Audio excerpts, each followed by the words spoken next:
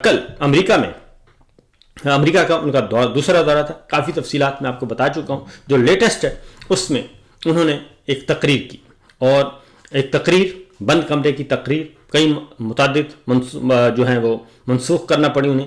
ایک تقریر کی, ایک تقریب تھی, اس میں انہوں نے بہت اچھی باتیں کی لیکن بہت زیادہ بری باتیں کی.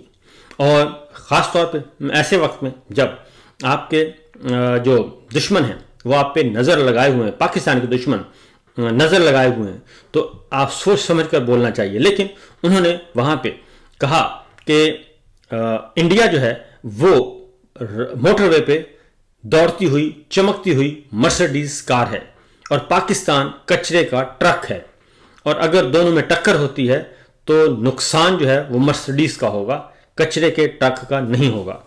اب یہ بات ایسی بیہودہ بات کی ہے, میں بڑے ادب سے کہہ رہا ہوں کہ بیہودہ بات ہے کہ پاکستان کو انہوں نے کچرے کے ٹرک سے تعبیر کیا ہے اور انڈیا کو انہوں نے چمکتی ہوئی مرسڈیز کہا ہے.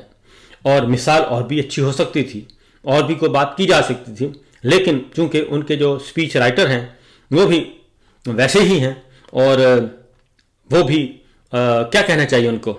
تو بہرحال یہ ایسا نہیں ہوتا کہ صرف اسپیچ رائٹر کا بات کر دی جائے. تو پاکستان کو انہوں نے کچرے کا ٹرک کہہ دیا.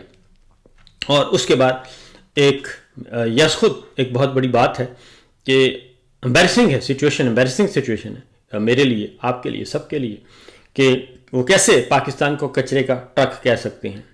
اس وقت جو سچویشن ہے, اگر امور مملکت چلائے جا رہے ہیں تو بالکل ایسا ہے, لیکن اگر اس کو آپ نے کمپیئر کرنا ہے انڈیا کے ساتھ تو آپ کس طریقے سے کہہ سکتے ہیں.